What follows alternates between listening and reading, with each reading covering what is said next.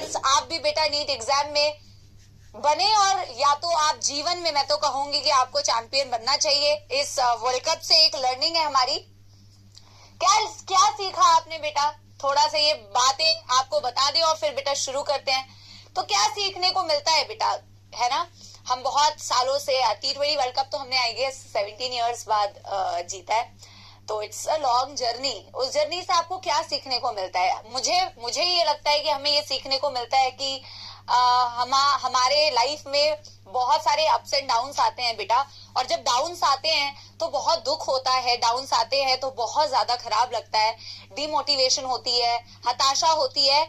और बेटा हम सबको, हमारे आसपास के जो लोग होते हैं ना, ज्यादातर लोग जो होते हैं वो भी हमें डिमोटिवेट करते हैं, है ना? वो हमें और बेटा मतलब ऐसी निगाहों से देखते हैं तो हमें और बुरा फील करवाते हैं। ज्यादातर लोग ऐसे ही होते हैं, है ना?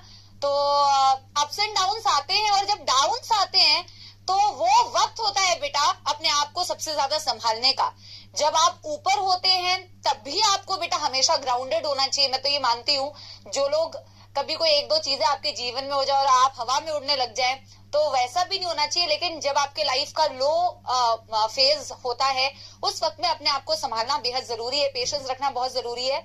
और एक चीज जो आपको हमेशा जीवन में आगे बढ़ाएगी वो है बेटा कभी होप नहीं हारना, और हमेशा अपने जो भी गोल्स है उसके प्रति काम करते जाना, है ना? कंसिस्टेंसी के साथ में मेहनत करते जाने से बेटा देखो खुशी होने का आपको आगे भी जीवन में बहुत मौका मिलेगा। तो मुझे लगता है कि नेवर गिव अप वाला एटीट्यूड होना चाहिए, कंसिस्टेंट हार्डवर्क वाला एटीट्यूड होना चाहिए।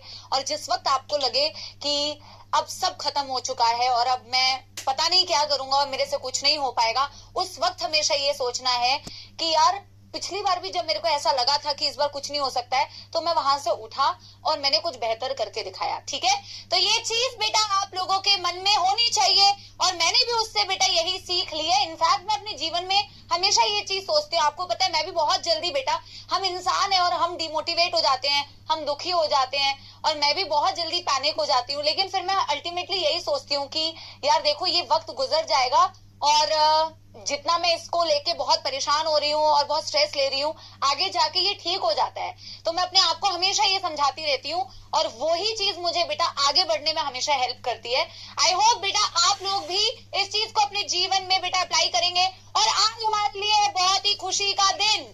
क्यों है खुशी का दिन बच्चों? क्योंकि आज होने वाला है फाइनली बेटा स्ट्रक्चरल ऑर्गेनाइजेशन इन एनिमल्स की समाप्ति। बट